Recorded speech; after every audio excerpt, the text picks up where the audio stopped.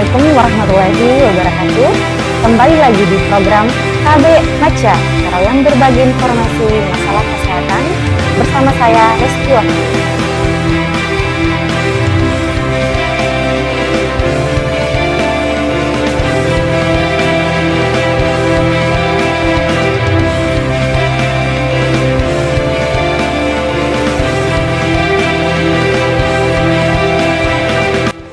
KB Maca episode 3 ini kita akan membahas mengenai berat badan lahir rendah atau biasa disingkat dengan BBLR. BBLR biasanya ada standar khusus di mana kapan dikatakan bayi tersebut masuk dalam kategori BBLR jika berat badan pada saat lahir kurang dari standar normal yang ditetapkan. Maka dari itu di KB Maca ini kita akan mengupas tuntas dan mengetahui lebih dalam mengenai BBLR, baik dari faktor-faktor penyebabnya, dampak yang bisa ditimbulkan, serta cara mencegah dan mengatasi BBLR itu sendiri. Untuk itu, pada episode kali ini kita kedatangan narasumber salah satu dokter intensif di Puskesmas Taraweang.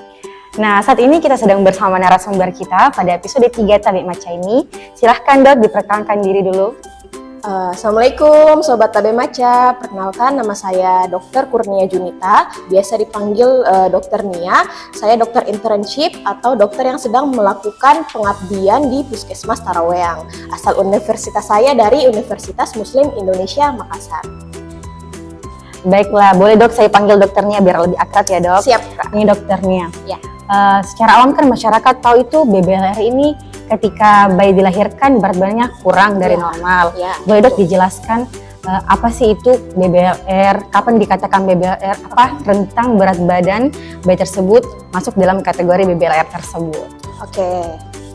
Jadi kita hari ini akan membahas tentang BBLR. Ya, nah, seperti yang telah Kak Uni jabarkan tadi, BBLR itu sebenarnya merupakan singkatan dari bayi berat lahir rendah, di mana bayi-bayi yang saat dilahirkan itu dia lahir dengan berat badan kurang dari 2.500 gram atau 2,5 atau 2,5 kilogram tanpa memandang status kehamilan dari ibu. Oh, jadi misalnya ibunya melahirkan cukup bulan maupun tidak cukup bulan. Iya, kalau dia bayinya kurang dari 2.500 tetap masuk gram, dalam kategori. Tidak mempengaruhi dari jumlah kehamilannya. Iya, betul. Jadi kita harus garis bawahi Kak, kita harus garis bawahi kalau tanpa memandang usia kehamilan ibu, karena yang beredar di masyarakat luas sana, mereka taunya kalau bayi-bayi yang lahir kecil itu identik dengan bayi yang kurang bulan atau prematur. Gitu. Padahal tidak selamanya bayi yang kecil itu prematur, ada juga kok yang cukup bulan. Tapi walaupun memang kita tahu kebanyakan bayi prematur itu bayi-bayi yang kecil. Biasanya bayi-bayi prematur itu bayi-bayi yang beratnya itu rendah. Ya, gitu. Tapi tidak mempengaruhi dari usia kehamilan tersebut. Betul. Itu yang harus masyarakat tahu. Jadi bisa jadi usia kehamilan dari ibu tersebut cukup bulan, tapi bayi yang dilahirkan itu masih kategori BBLR. Kalau begitu dok, apa saja sih faktor yang mempengaruhi mengapa bayi yang dilahirkan tersebut masuk dalam kategori BBLR? Oke. Secara garis besar itu faktornya ada dua. Jadi pertama itu dari faktor ibu, atau faktor maternalnya, atau faktor dari janinnya, dari bayinya. Oke. Kita bahas dulu tentang faktor dari ibu. Ya, silahkan dok. Jadi dari faktor ibu itu pertama bisa karena yang paling penting memang nutrisinya memang tidak cukup pada saat masa kehamilan ya dok? Masa kehamilan ataupun sebelum kehamilan. Jadi sebelum kehamilan juga mempengaruhi? Ya, sebenarnya kalau ibu-ibu yang sudah menikah terus merencanakan kehamilan itu sebenarnya harus sudah merencanakan nutrisi dan vitamin-vitamin yang diminum untuk sebelum pra hamil begitu ya. Begitu ya dok? Ya betul. Apalagi pas hamil juga itu harus diperhatikan nutrisinya, karena kan nutrisi terbagi untuk ibu dan janin. Ya, betul. Kemudian kedua bisa jadi karena memang ada penyakit yang ibu dan ibunya. Diderita ibunya, entah itu penyakit yang lama, penyakit sebelum dia hamil atau penyakit selama dia hamil. Nah, kalau contohnya penyakit-penyakit yang lama yang dia derita sebelum hamil, terus misalnya kayak tekanan darah tinggi yang tidak terkontrol, kemudian penyakit-penyakit kronis seperti penyakit ginjal, penyakit paru, penyakit jantung yang memang diderita sama ibu, atau penyakit-penyakit asma, itu bisa menjadi faktor risiko seorang ibu melahirkan bayi yang berat BBLR ya, itu. BBLR betul. Kemudian ada juga penyakit-penyakit lain seperti penyakit saat hamil, misalnya tekanan darah tinggi memang sudah dari sebelum hamil, Ya. kemudian ditambah dengan ada protein uri. Saat pemeriksaan Protein uri itu seperti apa, Dok? Boleh ya, protein uri itu seperti ada protein di dalam urinnya Urin. saat pemeriksaan urin tuh. Jadi Biasanya itu apa yang menyebabkan? biasanya itu memang karena ada tekanan darah tinggi yang tidak terkontrol. Oh, itu artinya pengaruh dari tekanan darah tingginya menyebabkan protein uri itu ya, tersebut. protein sendiri itu yang kita biasa kenal dengan preeklamsi pada ibu hamil itu namanya. Jadi ada tekanan darah tinggi dan ada protein uri itu preeklamsi. Nah, kemudian ada juga penyakit seperti eklamsi. Ini preeklamsi ditambah dengan kejang. Itu namanya eklamsi. Ya, itu. Kemudian ada juga penyakit pada ibu hamil itu anemia dalam kehamilan yang sudah dibahas nih. Episode sebelumnya ya, betul sama Dokter Ani. Itu juga bisa menyebabkan BBLR. Wah. Ya, banyak penyakit-penyakitnya dan yang lain-lain. Ada juga penyakit infeksi, Kak. Misalnya penyakit infeksi menular seksual yang tidak ditangani dengan adekuat. Kemudian penyakit kayak malaria, HIV, AIDS itu juga bisa menjadi faktor resiko. Itu yang kayak penyakit-penyakit yang berat ya, Dok? Ya, misalnya penyakit berat. Kalau di saat masa kehamilan, ibu tersebut kayak dapat penyakit yang ringan-ringan, misalnya demam, batuk, itu tidak mempengaruhi ya? Ya, yang penting diterapi dengan obat yang tepat, dengan dosis yang tepat, ya itu insya Allah aman. Ya. Oke, selanjutnya itu ada juga karena salah penggunaan obat. Jadi misalnya ibu-ibu yang memang kita tidak menutup kemungkinan kalau ibu-ibu ada yang suka menggunakan narkoba gitu ya, itu juga bahaya. Merokok ataupun terpapar walaupun dia tidak merokok tapi suaminya merokok.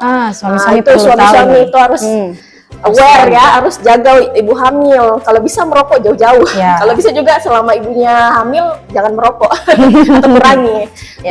Kemudian juga misalnya terpapar radiasi itu juga bisa. Tapi itu dalam jangka waktu yang lama. Oke, selanjutnya masih banyak nih, Kak, nggak apa-apa ya? Nggak apa-apa. Ini kan informasi yang harus kita ini harus tahu. Lain sangat penting. Ya betul. Selanjutnya itu ada dari usia ibu hamil. Ini juga penting. Berarti pernikahan dini mempengaruhi? Mempengaruhi sekali, Kak. Jadi usia ibu hamil. Usia ibu hamil ini maksudnya adalah usia yang terlalu muda dan terlalu tua. Kapan dikatakan terlalu muda? Itu dia biasanya di bawah 20 tahun. Di bawah 20 tahun. Misalnya kayak kan sekarang kita tahu nih banyak nih fenomena yang kayak anak-anak remaja umur 14 tahun, 15 tahun muda. Padahal ini mereka kan masih kayak ini masih dalam masa pertumbuhan ya, belum siap untuk masuk ke dalam proses yang apalagi dia sudah menikah terus dia mau hamil. Nah, sedangkan dia saja itu butuh nutrisi untuk pertumbuhannya dia kan baru dia akan membagi dengan nanti janinnya. Itu bahaya. Jadi biasanya pada anak-anak yang masih remaja terus pernikahan dini itu dia istilahnya belum bagus suplai nutrisinya untuk ke janin karena dia juga membutuhkan nutrisi.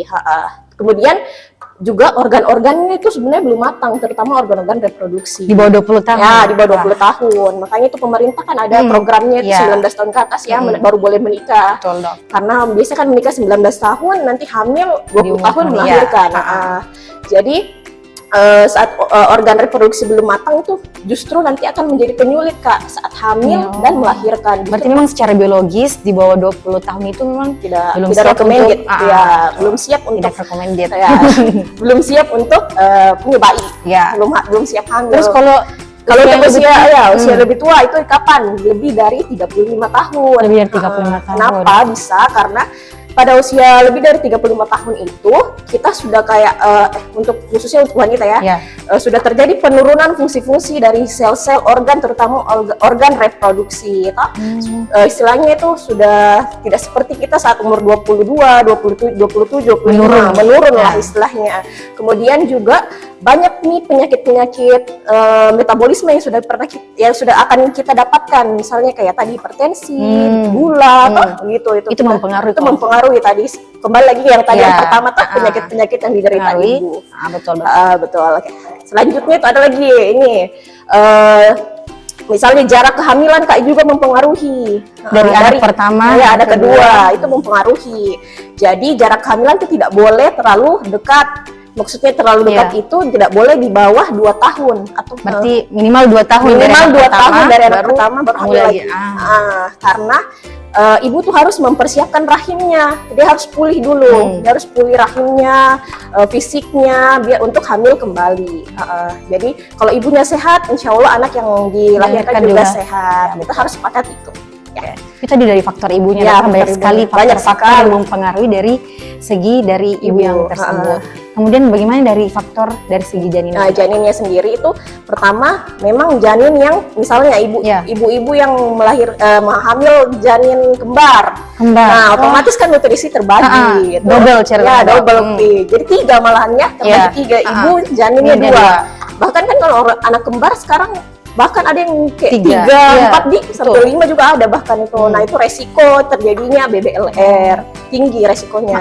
Jadi kayak misalnya orang kan sekarang lagi tren tuh mau punya anak kembar, promil anak kembar, jadi itu harus diperhatikan lagi nutrisinya. Berarti harus lebih ekstra kalau. Ya betul, istilahnya 2 kali lipat, 3 kali lipat. Ya, selanjutnya itu ada juga karena faktor bayinya yang memang dia lahirnya prematur, otomatis ya pasti bayi prematur itu memang berat badannya kebanyakan rendah karena memang belum waktunya dia keluar, belum waktunya nutrisinya belum cukup lah istilahnya, dia sudah keluar jadi otomatis memang berat badannya rendah.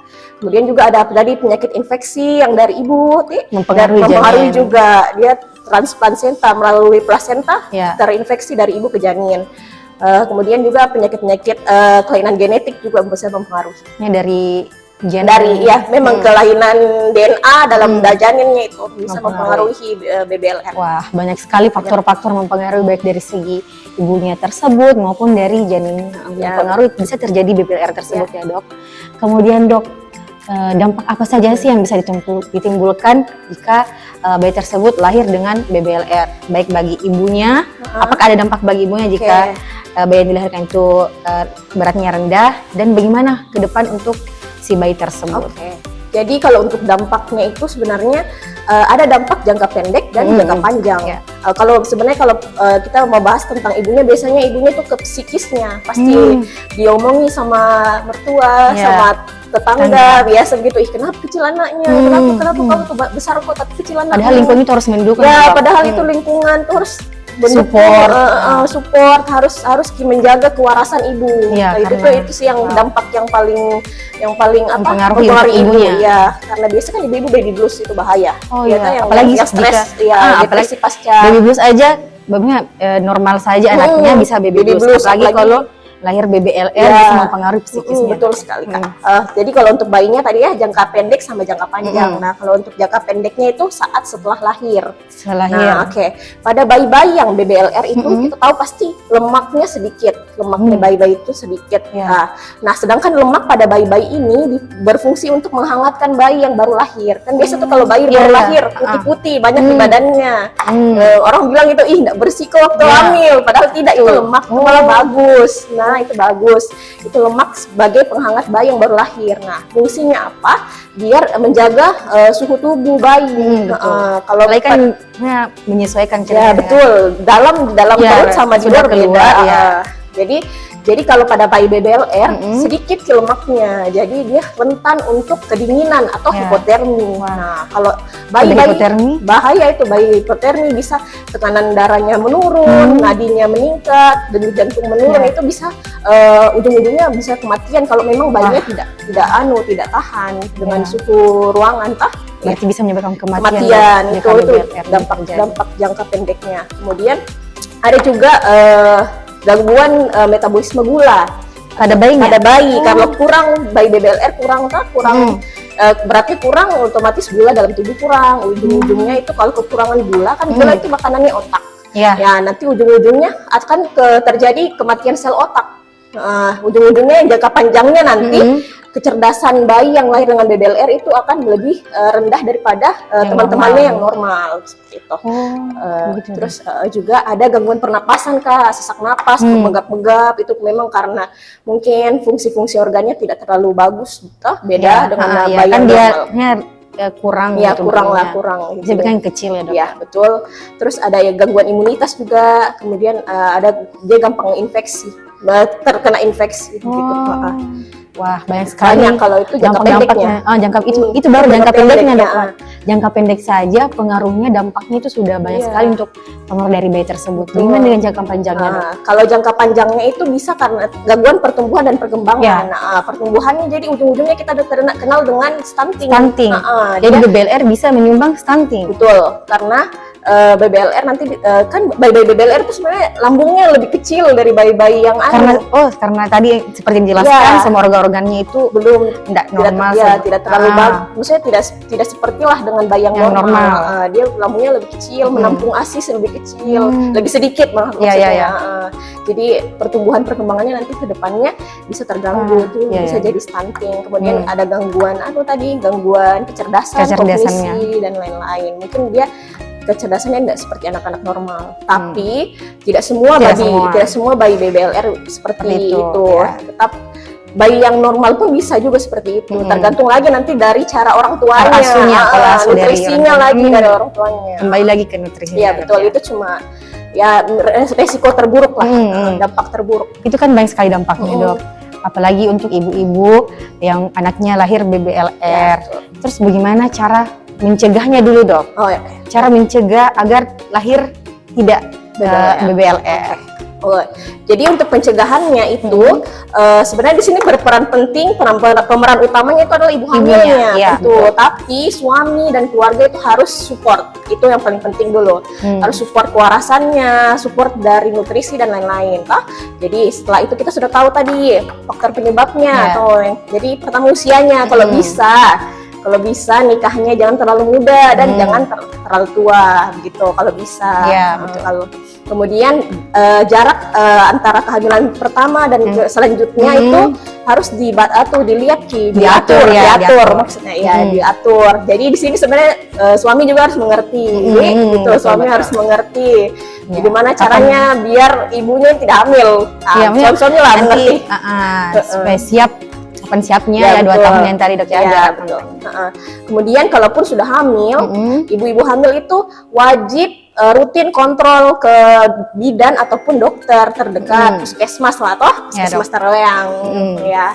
Jadi di saat kan kita tahu nih kalau misalnya temu bicara ibu-ibu hamil datang kan di situ kita periksa berat badan, lengkar lengan, terus kita periksa juga apakah ada penyakit-penyakit. Jadi kita bisa misalnya memang ada penyakit, kita bisa tata laksana, kita bisa beri obat. Sudah dari awal ya, betul, kita sudah bisa berikan intervensi betul seperti itu. Terus kita juga bisa kan biasa diukur lingkar perutnya kan, jadi kita bisa tahu ini bisa diprediksi loh lingkar perut dibandingkan dengan kita USG. Jadi kayak ini resiko nanti nih bayinya kecil, jadi kita sudah bisa ambil tindakan nanti kalau mau melahirkan. Ini harus di rumah sakit karena dia butuh penanganan lebih misalnya begitu.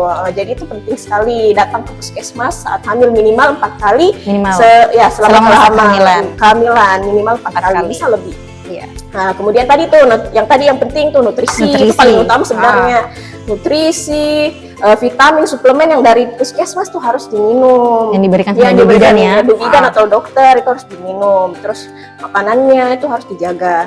Jadi terus selanjutnya juga itu yang tadi jangan sampai terpapar kayak rokok, radiasi. Berarti suami-suami ini harus siaga. Betul sekali. Selama masa kehamilan ya, Dok ya. Kalau bisa suami kalau bisa merokok, dia tuh jauh-jauh 10 km dari ibunya. 10 km. Kalau bisa juga dikurangi, dibatasi. Kalau mau ketemu ibu ganti baju dulu, mandi, karena kan masih tertempel tuh asap-asap rokok. Jadinya ibunya memang tidak merokok tapi jadi perokok pasif sama aja kan. Karena dari bajunya, dari badannya. Berarti suami-suami ini harus tahu kalau misalnya suami dari ibu hamil tersebut perokok betul. Berarti kalau mau masuk rumah kembali jangan lupa baju gantinya ganti baju atau peluk-peluk istri baru sayang istri. Karena ternyata bukan cuma dari asap rokoknya langsung, ternyata juga asap-asap yang menempel di baju tersebut mempengaruhi dari ibu tersebut. Apalagi kalau ibu hamilnya sensitif, bahaya.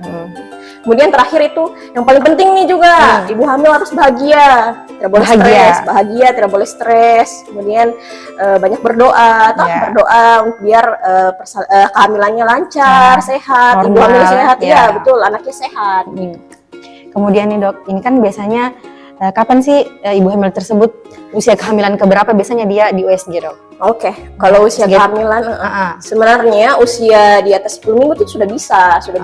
Tapi biasanya kalau dari kami itu kayak trimester kedua bisa. Itu sudah bisa diprediksi Belum bisa. di usia kehamilan berapa? Oh, usia kehamilan berapa baru bisa Diprediksi dari hasil USG tersebut. paling lambat ya di usia kehamilan trimester ketiga. Trimester ketiga, misalnya di trimester ketiga ibu hamil tersebut pemeriksaan USG, terus diprediksi bayinya akan apakah masih bisa dok untuk diperbaiki misalnya ditambah nutrisinya agar lahirnya nanti tidak BBLR. Ya, bisa di support dengan nutrisi lagi, tapi ujung-ujungnya nanti misalnya beberapa minggu sebelum hari kelahiran melahirkannya itu jadi kalau memang tidak sampai target, nah itu kita sudah ancang-ancang untuk merujuk ibu hamil untuk melahirkan di rumah sakit. Ya, tapi tetap maksudnya ibu hamil tersebut walaupun di hasil USG hasil prediksinya akan bisa BLR, tapi tetap harus tambah nutrisi,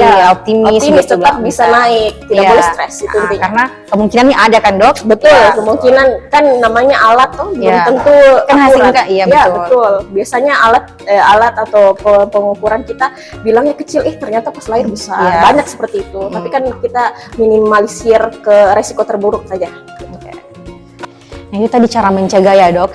Kemudian kan kita sudah ceritanya berikhtiar, sudah berusaha untuk mencegah agar tidak terjadi BBLR. Namun kan kita tidak tahu ke depannya apakah yang kita harapkan itu sesuai dengan yang kita inginkan. Bagaimana jika pada saat melahirkan ternyata bayi yang kita lahirkan itu hanya BBLR? Bagaimana tata laksana awal yang biasanya dokter berikan dok? Oke. Jadi kalau bayi-bayi BBLR itu harus ditangani di rumah sakit. Di rumah sakit. Jadi harus memang dirujuk ya dok harus tadi. Dirujuk. Kalaupun memang lahir di puskesmas, kita akan merujuk, segera merujuk karena bayi-bayi yang baru lahir ini dia rentan kedinginan. Jadi kita tuh butuh pertama hangatkan. Bagaimana caranya dihangatkan? Kita tahu tuh kaca. Biasa orang bilang, cucuku masuk kaca, anakku masuk kaca nih. Baru bilang, itu namanya dihangatkan di situ, namanya inkubator. Itu untuk menghangatkan. Menghangatkan bayi itu harus dihangatkan. Kan harus dirujuk ya dok? Harus dirujuk karena itu cuma ada di rumah sakit. Kemudian harus diawasi sama dokter spesialis anak. Kan di puskesmas tidak ada. Ya betul. Kemudian setelah dihangatkan, diatur suhunya, kemudian kita berikan nutrisi. Nutrisinya itu lewat apa itu dok? Lewat feeding, ada biasa dipasangkan selang ataupun dipakaikan feeding cup kayak gelas gitu, dikasih minum kan kepada bayinya. Di dalam kaca itu? Di dalam kaca dengan ada jadwalnya, berapa jumlahnya itu nanti dokter anak yang atur. Kemudian itu fungsinya juga biar ini anak nutrisinya terjaga. Kemudian kita cegah infeksi itu dari inkubator, begitu dia steril. Jadi dalam inkubator steril karena apalagi ini kan masih baru lahir baru ibu kan tadi dampak jangka pendeknya ada gangguan imunitas. Ya di situ kita kasih selamat dulu dia dari bahaya-bahaya infeksi. Kemudian, dari dunia luar. Ya betul, dari dunia luar. Kemudian terakhir itu ada penimbangan ketat setelah kita kasih intervensi yang tadi kan dari kaca, kasih minum susu, kita timbang apakah memang yang tindakan yang kita kasih ini ada respon tidak di bayinya. Jadi ketimbang, hari ini naik segini berarti memang berespon. Nah seperti itu. Wah, banyak banget informasi-informasi yang telah diberikan dokter Nia mengenai BBLR itu sendiri.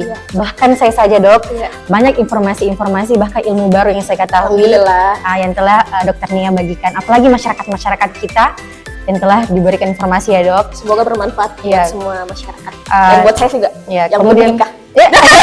Curhat, aduh. Terakhir dok, harapannya untuk terutama ibu-ibu hamil di Puskesmas Taraweang. Harapannya semoga ibu-ibu hamil itu rajin datang ke puskesmas. Jangan datang pas cuma kayak ada keluhan yang berat, biasanya sudah berat baru dia datang. Bagusnya itu kayak kalaupun sehat datang saja. Untuk periksa ya, kontrol betul.